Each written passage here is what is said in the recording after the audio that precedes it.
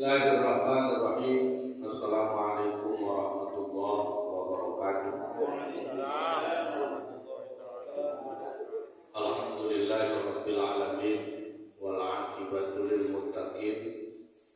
Wassalatu wassalamu ala sayyidil mursalin wa ala alihi wa sahbihi wa man tabi'ahum bi ihsanin ila yaumiddin. Amma ba'd.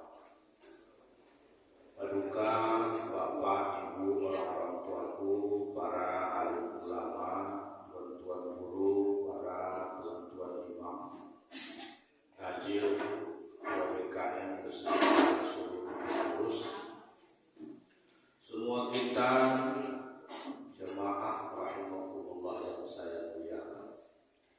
Mari kita bersyukur kepada Allah Subhanahu wa taala atas segala limpahan rahmat, nikmat dan inayahnya bagi kita semua, sehingga pada malam hari ini dengan izin Allah kita dapat melaksanakan kajian pada maghrib. Mudah-mudahan apa yang kita buat pada malam hari ini bermuara kepada barokah dan hidayah Allah Subhanahu wa taala. Selanjutnya salawat dan salam kita hadiahkan kepada baginda Rasulullah sallallahu alaihi wasallam. Besar harapan semoga kiranya nanti kelak kita diberikan syafaat dari kemudian kelak. Bapak Ibu jemaah yang saya hormati, kajian kita terdahulu membicarakan tentang sifat Allah, diawali dengan sifat wujud, yang tentunya ketika kita memahami sifat wujud ini, bahwa Allah Subhanahu wa taala ada di antara makhluk yang tiada. Selanjutnya Allah Subhanahu wa taala bersifat baqa. Kemarin kita sudah singgung wujud tidak. Ini Allah Subhanahu wa taala bersifat baqa. Maknanya Allah kekal, mustahil Allah fana, binasa. Dan tentunya ketika kita memahami Allah baqa, lalu kita harus ingat juga ada yang dibaqakan Allah.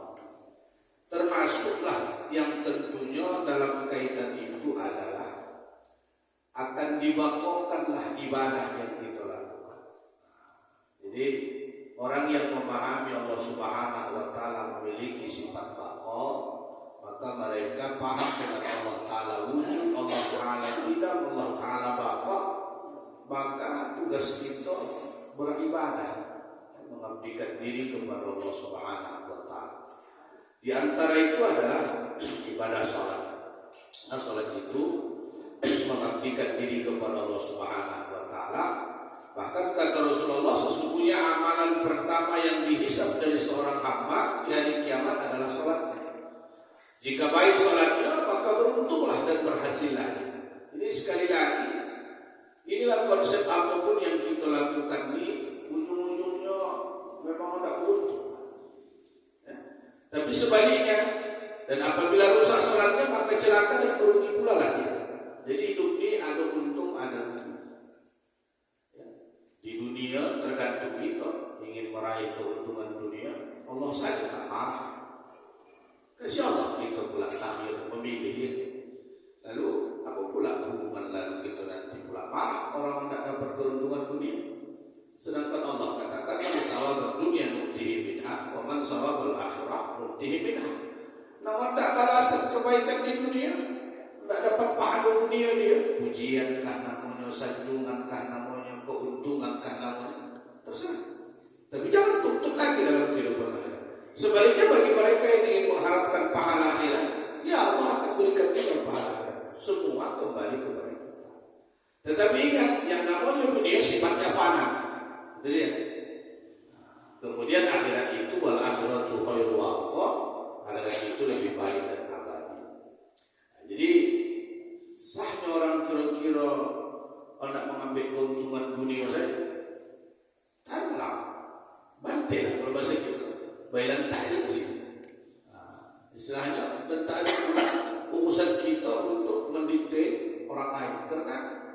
Ketika dia ingin mengharapkan imbalan-imbalan dunia itu silakan saja. Tapi ketika dia tidak mengharapkan imbalan akhirat, biasanya dunia itu akan mengikut. Jadi termasuk di dalam melaksanakan ibadah sholat. Apa sebenarnya fungsinya? Bicara keuntungan, pasti muaranya kepada keuntungan akhirat. Yang pertama, menjaga kita dalam kebaikan. Jadi sholat itu menjaga manusia dalam kebaikan, baik lahir ataupun batin. Maka dapat dipastikan ketika seseorang melaksanakan ibadah sholat, tetapi tidak mempengaruhi dirinya untuk berbuat kebaikan karena Allah, maka ibadah sholatnya itu mengalami kegagalan. Berarti sholatnya itu hanya sebatas gerakan. Sholat itu hanya sebatas ucapan saja. Kenapa? Tidak ada dampak. Nah, pemarah tetap juga pemarah, pengajuk tetap juga pengajuk, ya kan? Sensitivitasnya semakin tinggi, berarti sholatnya itu tidak sampai kepada apa yang diharapkan. Kenapa? Karena itulah nanti akan dinilai oleh Allah. Semuanya kita nanti mati, amal ibadah itu akan kekal. Kenapa dikekalkan Allah? Bukan kekal dengan sendirinya, karena itu yang akan dinilai. Jadi salah satu manfaat sholat itu menjaga kita dalam kebaikan. Jadi jangan sampai kita sholat tetapi kebaikan tidak bertambah, atau sebaliknya kebaikan itu tidak bermuara karena Allah. Jadi terpulang balik kepada kita ya. Seseorang tidak dapat untuk menghukum seseorang, tapi hukum itu adalah dari Allah secara mutlak. Bapak Ibu jamaah yang saya hormati, makanya di dalam surah Al-Ankabut ayat nomor 25 Allah katakan, Inna sholata tanha 'anil fahsya'i wal munkar, yaitu sungguhnya salat itu mencegah perbuatan keji dan fahsya'i wal munkar, perbuatan keji dan perbuatan munkar. Jadi kadang-kadang kita menganggap kemungkaran ini hanya setakat mungkin makhluk, mungkin kemungkaran ini kita anggap berjudi, berzina, ya. Tetapi khianat itu juga merupakan kemungkaran. Ya. Di antaranya berkhianat kepada Allah. Ada tidak orang yang berkhianat kepada Allah? Wallahu a'lam.